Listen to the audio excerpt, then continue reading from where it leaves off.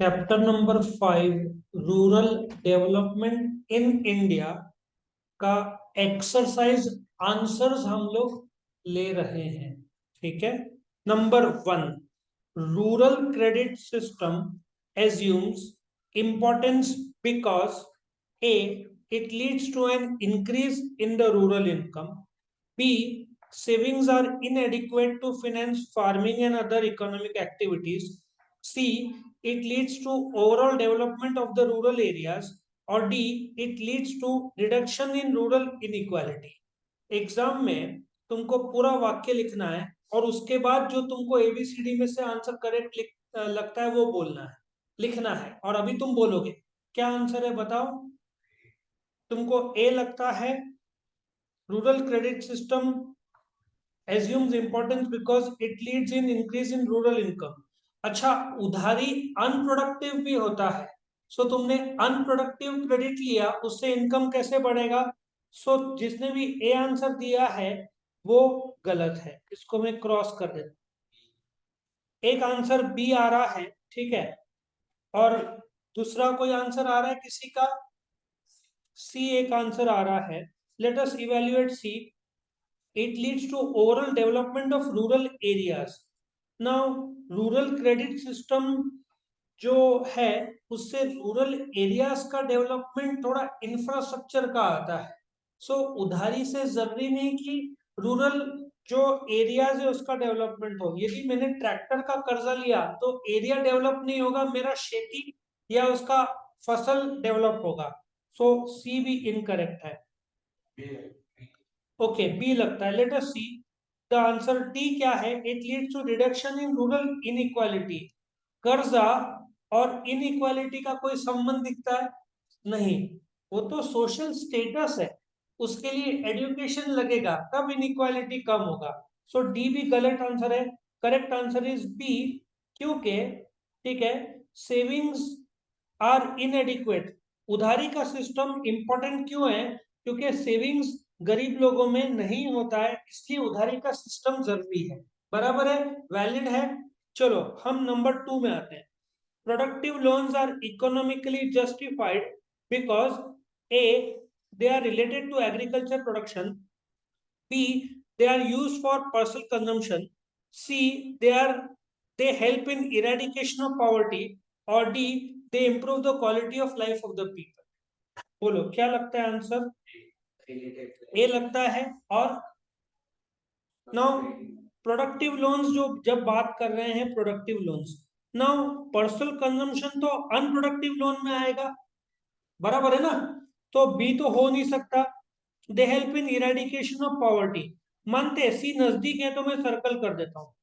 They improve the quality of life, quality of life के लिए तुमको पैसा भी चाहिए, तुमको सोशल स्टैंडिंग में चाहिए, तो डी गलत है।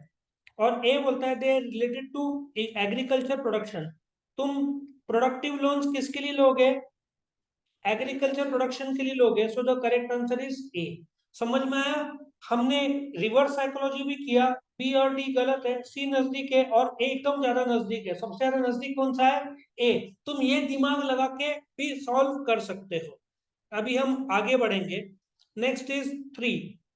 Third, small farmers are unable to access rural credit provided by banks due to A, presence of money lenders, B, no branches in rural areas, C, high transaction cost, D, preferences given to large farmers। क्या लगता है तुमको इसका answer. ए लगता है। Now ए नजदीक है। क्यों नजदीक है, क्योंकि प्रेजेंस ऑफ मनी लेंडर्स है, ठीक है। Are unable to access rural credit provided by banks, presence of money lenders है, ये बात मानते हैं, वो भी नजदीक है। लेकिन मनी लेंडर ने रेट ऑफ इंटरेस्ट कम रखा होता तो मुझे बैंक्स के पास जाने की जरूरत ही नहीं थी। देखा जाए तो मनी लेंडर बहुत ज्यादा रेट ऑफ इंटरेस्ट चार्ज करते, इसलिए तो मैं बैंक में जा रहा हूँ। तो ए नजदीक है लेकिन गलत है। नेक्स्ट किसने बोला B, no branch in rural areas. Now do you agree कि कोऑपरेटिव सोसाइटीज मौजूद है अपने देश में। 6 लाख, महाराष्ट्र खुद में 1.5 लाख कोऑपरेटिव सोसाइटी है, तो काफी गांव में उनके ब्रांचेस है। तो बी भी एक्चुअली गलत है। नो ब्रांचेस, काफी जगह पे ब्रांचेस मिलेंगे, छोटे मिलेंगे, ठीक है ना। एक रीजनल रूरल बैंक्स के भी तुमको कोऑपरेटिव मिलेंगे। Next C, high transaction cost, और D, preference is given to large farmers. Large farmers को कैसे डिफाइन करेंगे? कोई नंबर नहीं है कि ये सालाना 10 लाख का आउटपुट लाता है तो लार्ज, ये 2 लाख तो स्मॉल। तो डी तो सवाल ही नहीं उठता। सी का दिक्कत है। अब सी का दिक्कत कैसा है कौन बताएगा? तुम बैंक के पास जाओगे, बैंक बोलेगा गिरवी रखने के लिए क्या है, उसके बाद प्रोसेसिंग चार्जेस, उसके बाद जमीन के कागजात, डॉक्यूमेंटेशन। तो इसकी वजह से ट्रांजैक्शन कॉस्ट काफी बढ़ जाता है। तो करेक्ट आंसर क्या है? सी है करेक्ट। हम आगे बढ़ते हैं। Fourth, the rights of socially disadvantage groups can be safeguarded through A, empowerment of women, proper enforcement of law and order, C, infrastructural development, D, improvement in quality of life. Proper enforcement of law and order कैसे?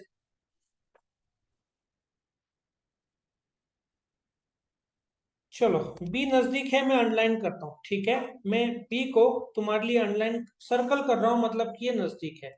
और किसी को कोई answer सूझ रहा है? Sorry, D सूझ रहा है। The rights of socially disadvantaged groups can be safeguarded through improvement in quality of life. Now ये इसलिए मैं सही नहीं मानूंगा क्योंकि डिसएडवांटेज ग्रुप्स का क्वालिटी ऑफ लाइफ तो बढ़ जाएगा बट सोशल स्टैंडिंग नहीं बढ़ेगा। अभी भी ऊंच नीच तो है ना गांव में। तो तुमने उनको पैसा दिया लेकिन फिर भी वो लोग, कभी कभार तुमने सुना होगा ना, छोटी जात बड़ी जात, अभी भी डिस्कशन होते हैं।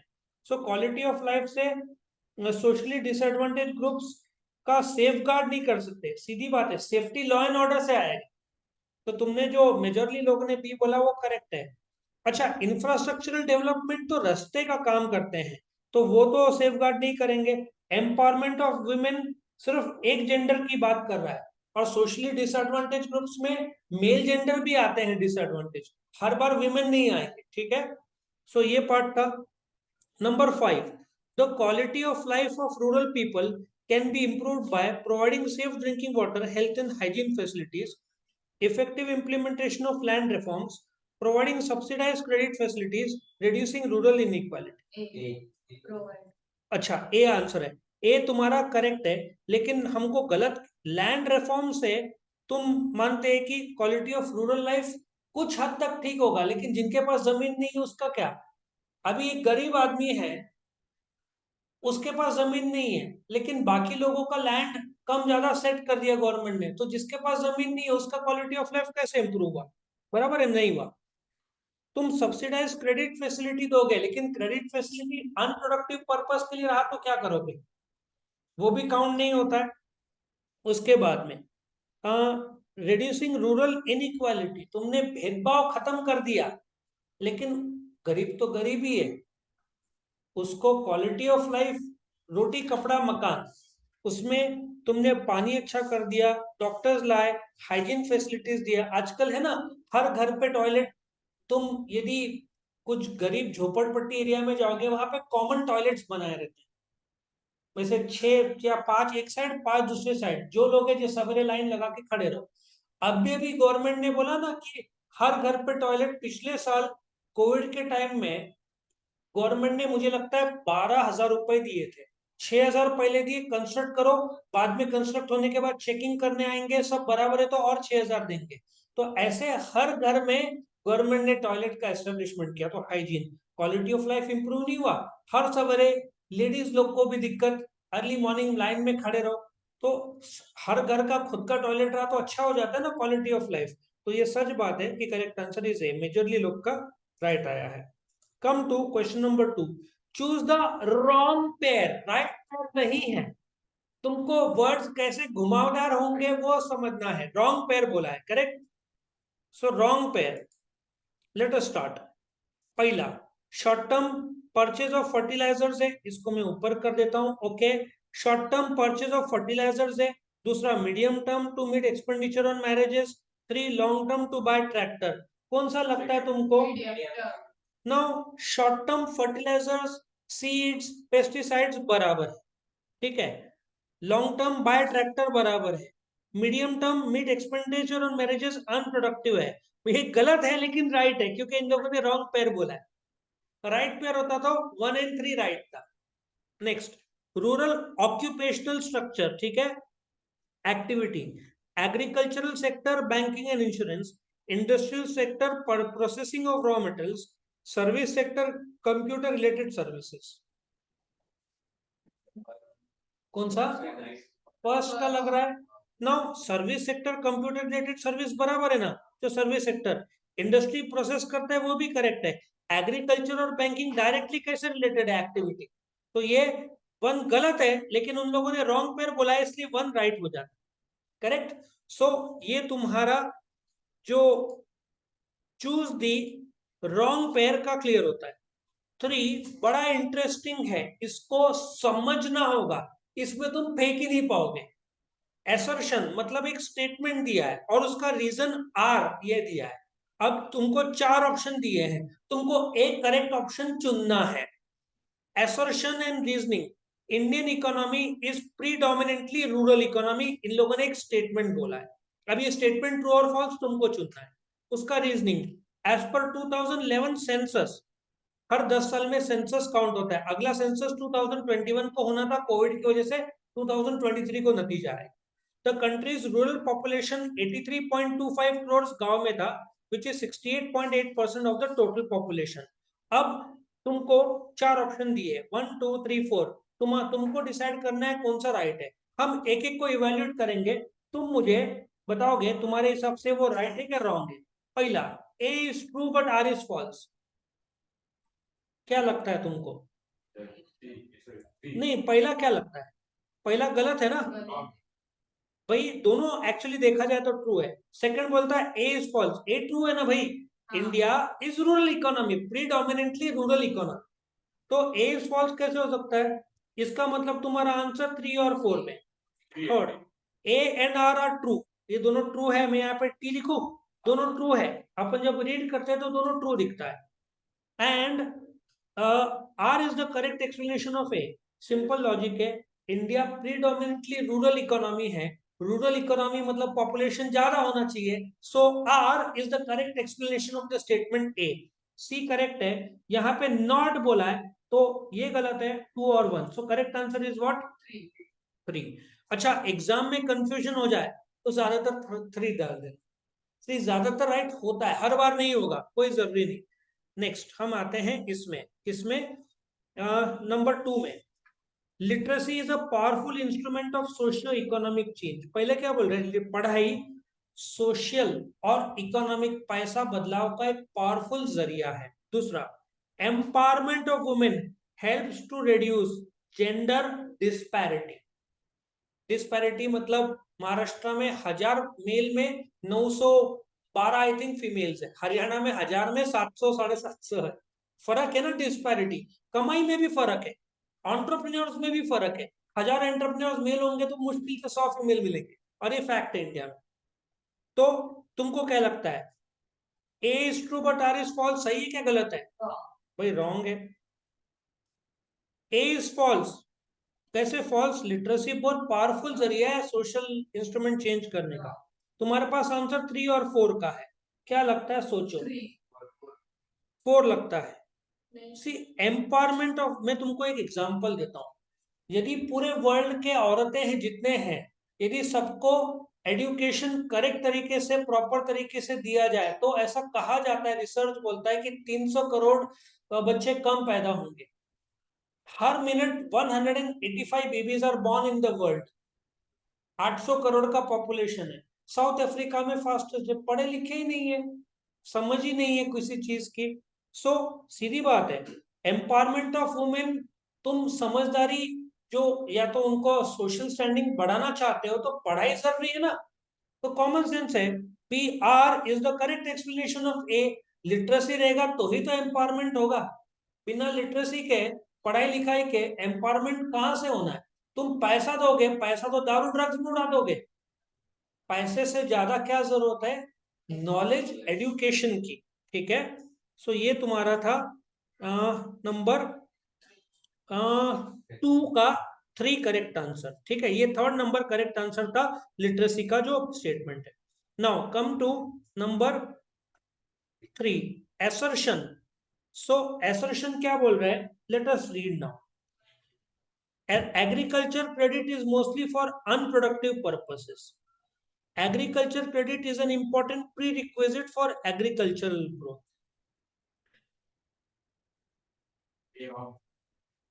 एग्रीकल्चर क्रेडिट अनप्रोडक्टिव रहेगा तो पूरे गांव के लोग बर्बाद हो जाएंगे. अनप्रोडक्टिव दिया, शादी, रिलीजियस, पर्सनल रहा तो सब गांजा फूकेंगे. अनप्रोडक्टिव वही गांव में प्राय तुमको फर्टिलाइजर, सीड्स, पेस्टिसाइड, ट्रैक्टर्स, गाय भैंस खरीदने के लिए. सो ए पूरे तरीके से गलत है. एग्रीकल्चर क्रेडिट अनप्रोडक्टिव हो सकता है बट मेजरली क्या रहता है? प्रोडक्टिव. सो ए क्या है? फॉल्स है ना. अब फॉल्स तुमको सिर्फ सेकंड जगह पे दिख रहा है. ए ट्रू गलत है, बोथ ए एंड ट्रू गलत है, ये ट्रू गलत है. मतलब स्ट्रेट आंसर क्या है? नंबर 2. लॉजिक समझ में आया? ये बहुत लोग को हार्ड जाता है बट तुमने एसर्शन, स्टेटमेंट और रीजनिंग समझा तो तुमको ये समझ में आएगा. Come to the fourth. Non institutional finance forms an important part of rural credit. इसका ये स्टेटमेंट है. Reasoning. Small farmers are unable to access bank credit because of borrower unfriendly products.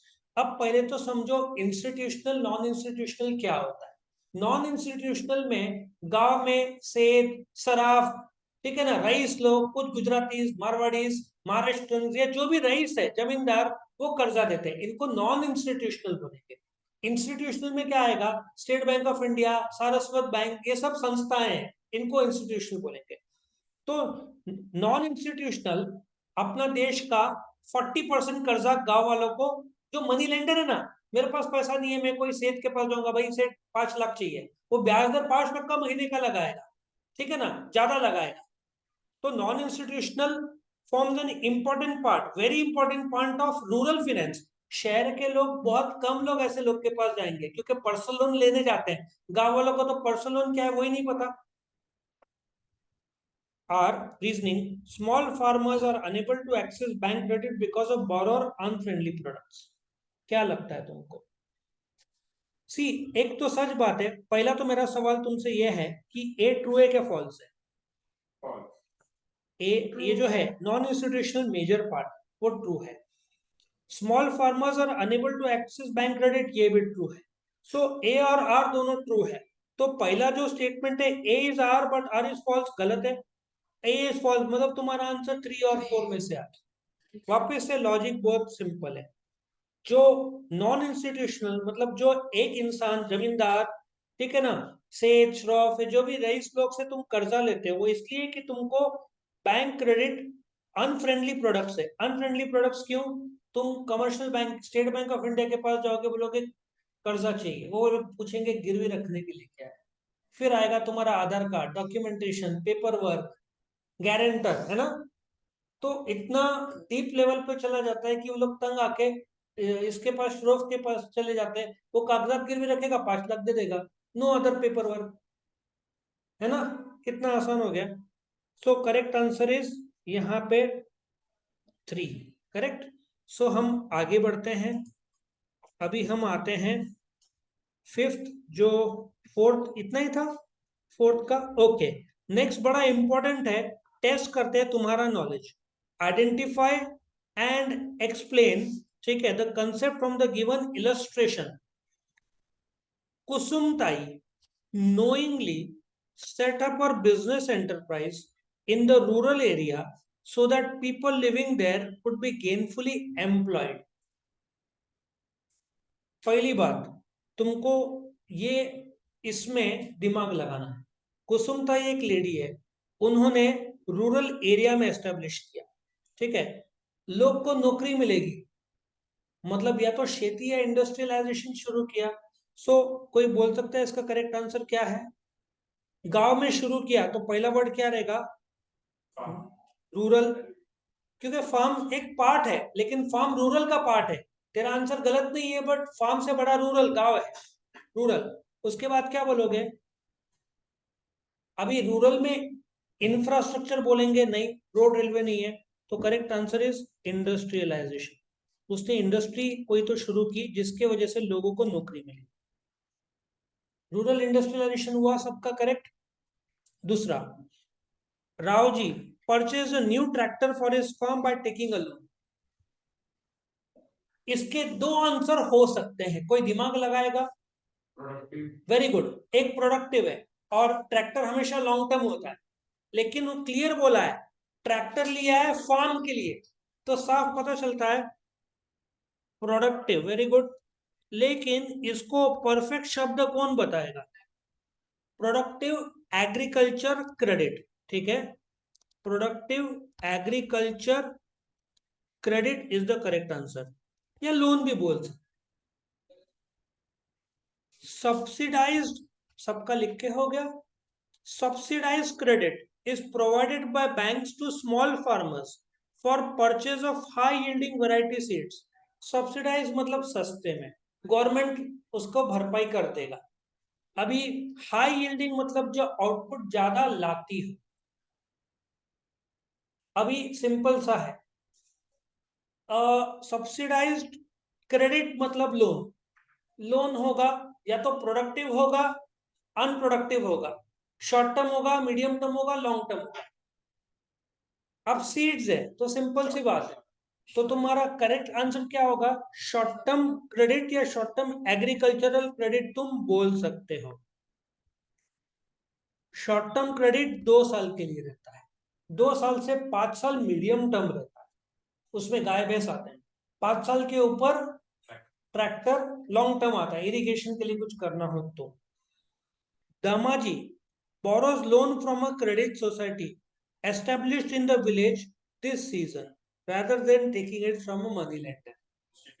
इसमें दो ही पॉसिबल है, इंस्टीट्यूशनल लोन या non institutional, क्या लगता है?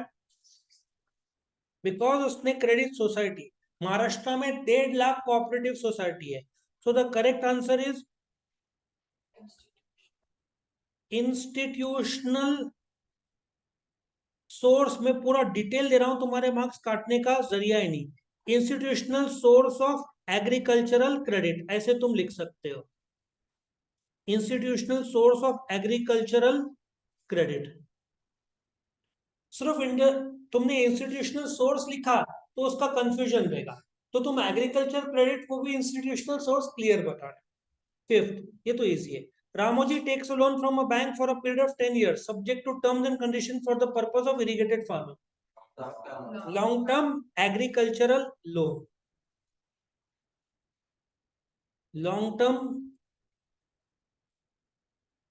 Agricultural loan. क्लियर हुआ सबका?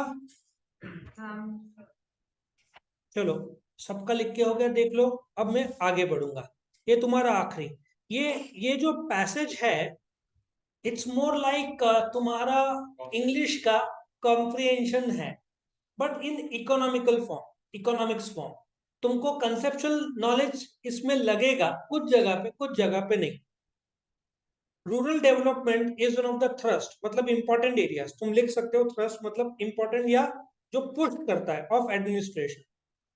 As Mahatma Gandhi rightly said, India lives in villages, 6 lakh गांव है देश में, and the development of nation, India एक नेशन है 195 कंट्रीज में से, can not be achieved without the development of villages. Maharashtra में 43,000 विलेजेस है। The need of the hour is the convergence, convergence मतलब सब एक जगह पे आ जाते हैं ना, that is called convergence of all the development interventions, intervention मतलब जो दखल देते हैं एट द ग्रास रूट मतलब basic level, which can be possible through effective governance मतलब ध्यान देना चलाना at the village level. The movement towards decentralization, decentralization मतलब ताकत फैल रहा है, स्टेट को अपने यहाँ पे नेशनल गवर्नमेंट है, बीजेपी स्टेट गवर्नमेंट है, और पंचायत गांव लेवल पे, ठीक है, इसको डिसेंट्रलाइजेशन बोलते हैं। ताकत नेशनल स्टेट विलेज सब जगह है। State government through the Panchayat Raj system needs to be strengthened through lessons learned from the successful stories of model villages around India. अब ये मॉडल विलेज क्या होता है? गुजरात में एक गांव है, उस गांव में पूरा का पूरा सोलार से उन्होंने किया है, मतलब ना उनको कोई दिक्कत ही नहीं आता इलेक्ट्रिसिटी का, वो लोग खुद चलाते हैं गांव को। और महाराष्ट्र में भी ऐसे गांव है पूना साइड, जहाँ पे क्लीनलीनेस बहुत अच्छा है, एजुकेशन बहुत अच्छा है, हेल्थ उन्होंने किया है, गांव वाले सब साफ सफाई रखते हैं, that is called as a model village, ठीक है।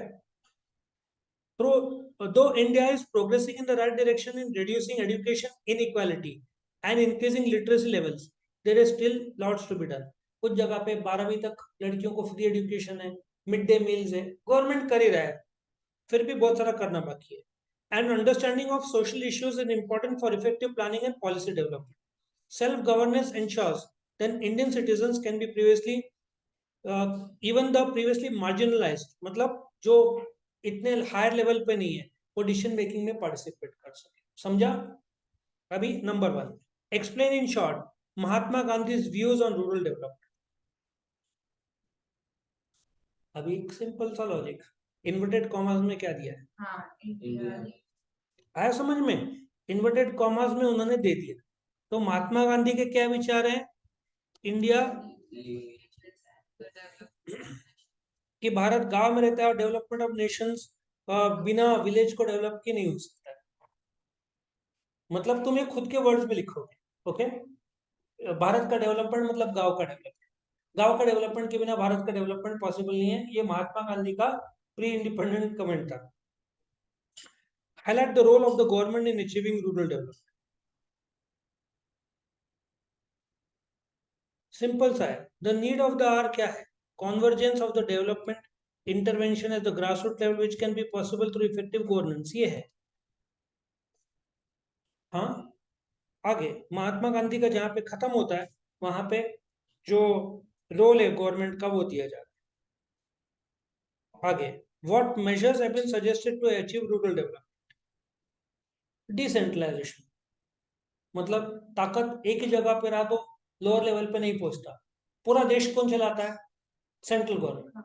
महाराष्ट्र में स्टेट गवर्नमेंट है, सेंट्रल गवर्नमेंट बीजेपी का, स्टेट गवर्नमेंट बीजेपी प्लस नया शिवसेना जो बोलते हैं उनका है, वो चलाते हैं. उनका मतलब वो लोग चलाते हैं. और गांव में पंचायत रहेगा, पंचायत का हेड सरपंच रहेगा. डिसेंट्रलाइजेशन हो गया ना. लेकिन याद रखो, panchayat raj is not the government, municipality is not the government, they help the government. Municipality government नहीं है, म्युनिसिपैलिटी गवर्नमेंट को मदद करता है.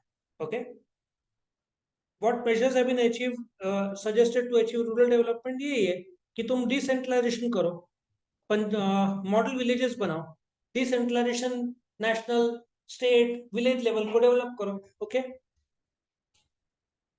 आगे बढ़ते हैं. Express your idea of a model village. Model village क्या होता है? सबसे पहले तो शुरू होगा क्लीनलीनेस. ठीक है, क्लीनलीनेस, उसके बाद होएगा एजुकेशन. ठीक है ना, उसके बाद हेल्थ, सेफ ड्रिंकिंग वाटर, खुद के सबके अपने बाथरूम्स, मोर मॉडर्नाइज सोलार, मोबाइल फोन्स. ठीक है ना, 24 आवर्स इलेक्ट्रिसिटी, रोड्स.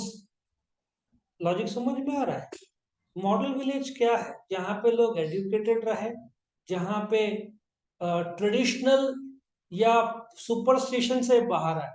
अभी भी काफी मान्यता है कि अब जैसे कुछ सुपरस्टिशन अभी भी लोग मानते हैं कि शनिवार को आई थिंक शेव नहीं करते या बाल नहीं काटते, ऐसी कुछ मान्यता है. सो अलग अलग मान्यता है, उनमें से जो ठीक लगे उनको चेंज करो और जो सही लगता है उसको रहने दो. कुछ लोग उपास मंडे को मानते हैं, सोमवार, वो लॉजिक बॉडी क्लीनलीनेस शिव जी का दिन है, वो बॉडी के लिए भी अच्छा है तो उसको रहने दो. कुछ लोग सती प्रथा गलत है तो उसको हटा दो. बराबर है ना? तो ये सब मॉडर्नाइज थिंकिंग से आएगा. करेक्ट? तो ये तुम्हारा कॉम्प्रिहेंशन के चारों क्वेश्चन के आंसर्स जो बताए थे. तुम्हारा एक एक मार्क का रहेगा, 5-5, 6-6 लाइन हर एक का तुमसे एक्सपेक्टेड है. और explain your idea of a modern village 8 line का, 2 मार्क का रहा, तो मार्क्स देख के लिखने का. आया समझ में? तो यहाँ पे ये जो चैप्टर है इसका एक्सरसाइज विद एक्सप्लेनेशन तुम्हारा खत्म होता है.